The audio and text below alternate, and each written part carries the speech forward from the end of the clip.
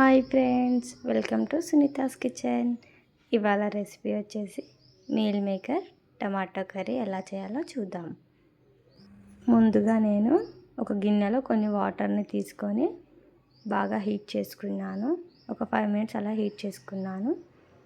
Next వచ్చేసి కొన్ని meal మేకర్స్ని తీసుకొని వాటర్లో వేసుకున్నాను. అలాగే మీల్ మేకర్స్ని ఓ 2 మినిట్స్ అలా ఉడికించుకోవాలి. గ్యాస్ అనేది సిమ్లో పెట్టుకోవాలి. మీల్ మేకర్స్ చాలా ఫాస్ట్గా ఉడుకుతాయి కాబట్టి ఒక 2 మినిట్స్ అయితే సరిపోతుంది. మరీ మెత్తగా అయితే ఉడికించుకోవద్దండి. ఆ తర్వాత వచ్చేసి మీల్ మేకర్ ఉడికాక ప్లేట్లోకి తీసేసుకోవాలండి.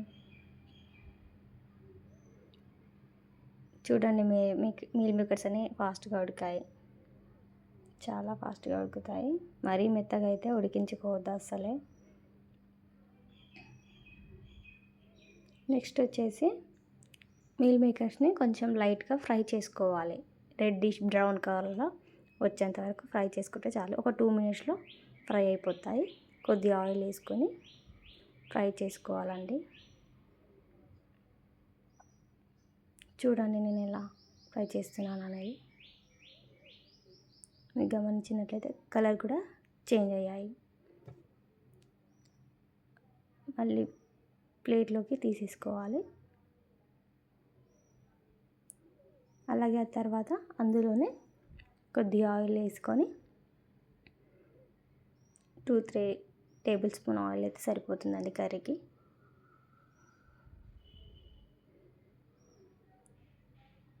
ఆ తర్వాత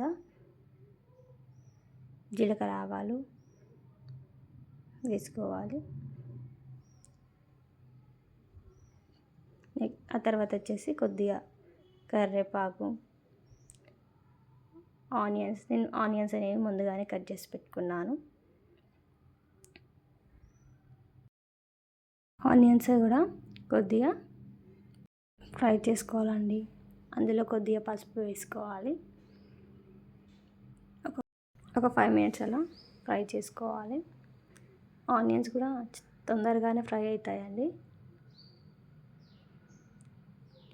కొంచెం కలర్ చేంజ్ అయ్యేంత వరకు ఫ్రై చేసుకోవాలి. అందులో కొద్దిగా అల్లం పేస్ట్ వేసుకోవాలండి. 1 టేబుల్ స్పూన్ అయితే సరిపోతుంది.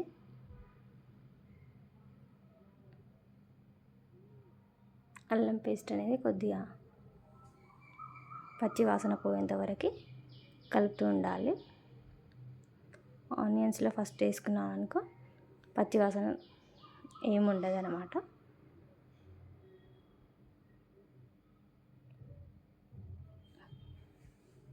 చూడండి ఫ్రెండ్స్, ఇలా ఫ్రై చేశాను అనేది. ఇలా కొద్దిసేపు ఫ్రై చేసుకోవాలి. ఆనియన్స్ బాగా ఫ్రై కావాలి. కర్రీ చేయడం అయితే చాలా సింపుల్, ఈజీ. నాకు తెలిసినంత వరకు అయితే టేస్ట్ కూడా చాలా బాగుంటుంది. నెక్స్ట్ వచ్చేసి టమాటాస్ వేసుకోవాలి. టమాటాస్ కూడా నేను ముందుగానే కట్ చేసి పెట్టుకున్నాను. ఒక 2 లేదా 3 టమాటాస్ వేసి సరిపోతుందండి. ఆ తర్వాత వచ్చేసి టమాటా, ఆనియన్ అనేది బాగా మగ్గాలి. అందులోనే సాల్ట్ 2 టేబుల్ సాల్ట్ అయితే సరిపోతుంది.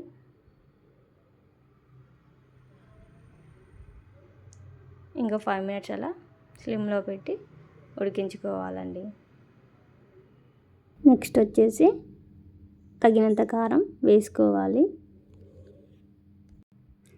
కారం వేసుకొని ఒక 2 మినిట్స్ అలా ఉడికించుకోవాలి. ఆ తర్వాత వచ్చేసి లాస్ట్లో 1 టేబుల్ స్పూన్ అలా ధనియాల పౌడర్ వేసుకోవాలి. మరో 2 నిమిషాల పాటు టమాటా కర్రీని కలుపుకోవాలి.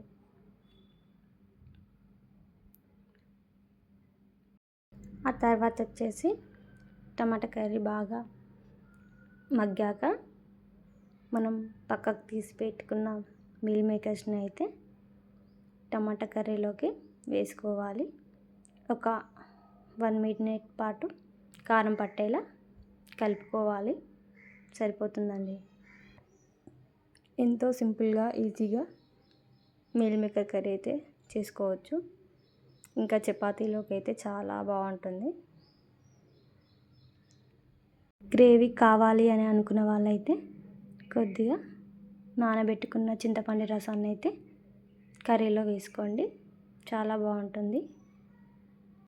మరో 2 నిమిషాల పాటు కర్రీని కలుపుకోండి. మీడియం ఫ్లేమ్లో పెట్టి 2 నిమిషాల పాటు అలా మూత పెట్టి సిమ్లో ఉడికించుకుంటే సరిపోతుందండి.